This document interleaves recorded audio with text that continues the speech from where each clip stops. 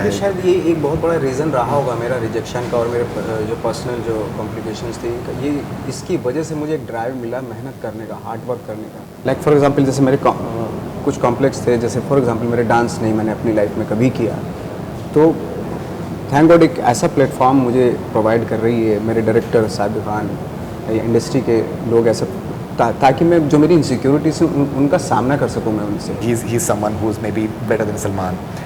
Rice में बहुत से लोगों ने कहा कि दैट शाहरुख खान के ऊपर भारी पड़े नवाजुद्दीन सिद्दीकी। वो इतनी बड़ी शख्सियत हैं, इतना बड़ा स्टारडम है उनका, अगर वो चाहें तो वो कुछ भी कर सकते हैं। फिल्म शुरू होने से पहले, रईस शुरू होने से पहले शाहरुख साहब ने खुद मुझे ये बोला कि भाई जो तुम्हारा रुतबा है, जो तुम्हारा स्टेटस है फिल्म में, मैं उसको कभी और पार नहीं करूँगा। और जैसे भाई का ये है कि बहुत पंचिंग लाइन थी, वो मुझे उल्टा उन्होंने दे दी कि तू बोल दे। हाँ, वो तो he is very giving. Ultimately क्या होता है कि वो फिल्म के बेटरमेंट के लिए ही होता है। Absolutely. I am Nawazuddin Siddiqui and you watching Bollywood हंगामा।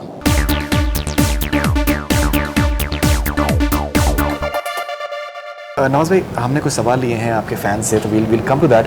लेकिन मेरा एक और सवाल आपसे ये था कि दैट कहीं ना कहीं एज अ पर्सनली जब मैं देखता हूँ कि आप में जो एक जोश है आगे बढ़ते जाने का और कुछ नया नया करते जाने का, जिस तरीके का आपकी जो स्ट्रगल रहा है, हमने उसके बारे में बहुत बार बात कर चुके हैं, तो फिर से रिपीट करने का I think there is no point, but still जो रिजेक्शंस मिले हैं या फिर जो आपके ख़ुद के पर्सनल जो कॉम्प्लेक्सेस रहे होंगे, जैसे आपने बताया कि बचपन से आपको सुनने में आए, वो कितना रिस्पॉन्सिबल हैं आपकी कामयाबी के लिए, रिजेक्शंस और आपके खुद के personal complexes? How much do they drive you moving forward? Rejection और पर्सनल कॉम्प्लेक्सेस कि यार मे बी शायद मेरा कलर जो है इस तरीके का है। शायद ये एक बहुत बड़ा रीज़न रहा होगा मेरा रिजेक्शन का और मेरे जो पर्सनल जो कॉम्प्लिकेशंस थी, ये इसकी वजह से मुझे एक ड्राइव मिला मेहनत करने का, हार्ड वर्क करने का।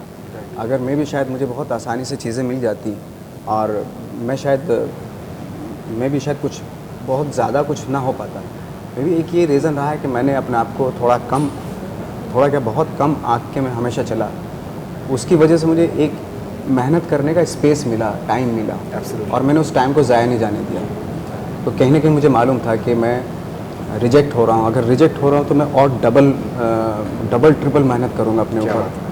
तो वो जो जोश है ना, एक्चुअली वो रिजेक्शन से ही आया कहीं ना कहीं। और लाइक फॉर एग्जांपल जैसे मेरे कुछ कॉम्प्लेक्स थे, जैसे फॉर एग्जांपल मेरे डांस नहीं मैंने अपनी लाइफ में कभी किया, तो थैंक गॉड एक ऐसा प्लेटफॉर्म मुझे प्रोवाइड कर रही है मेरे डायरेक्टर साबिर खान, इंडस्ट्री के लोग ऐसा, ताकि मैं जो मेरी इनसिक्योरिटीज उनका सामना कर सकूं मैं उनसे।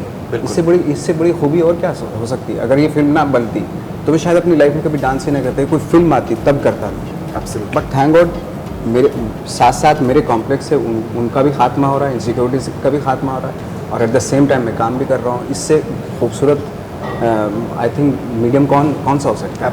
और जो मैं अपनी बात कह नहीं पाता हूँ लाइफ में, मैं कैरेक्टर के थ्रू कह देता हूँ।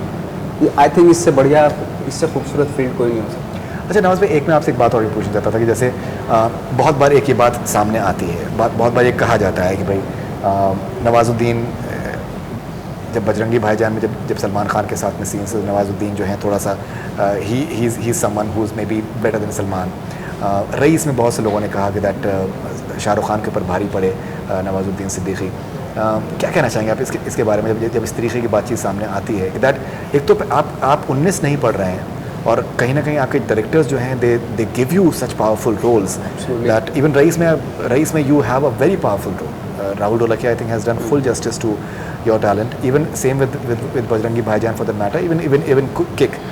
Bajrangi Bhaijaan you are a fascinating character and everyone absolutely loved it. क्या कहना चाहेंगे इसके बारे में कि दैट कहीं ना कहीं जब आपको इस तरीके की, I am sure that even आपने भी ये बातें सुनी होंगी, पढ़ी होंगी, दैट नवाजुद्दीन सिद्दीकी भारी पड़ रहे हैं?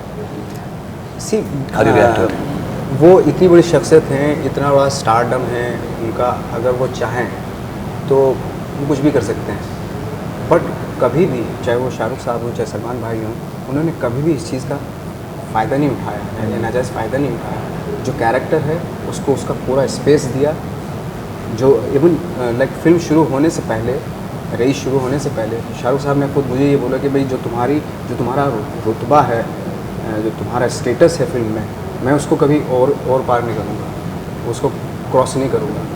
तो ये एक इंटेलिजेंट एक्टर की ही निशानी हो सकती है, क्योंकि वो, और क्या होता है ना कि फिल्म तभी सीन्स तभी अच्छे लगते हैं जब दो एक्टर मिलके सीन के बारे में सोचते हैं, तभी वो, इसीलिए उनकी केमिस्ट्री, उनके साथ जो केमिस्ट्री बनी वो बहुत ही खूबसूरत केमिस्ट्री थी। Absolutely.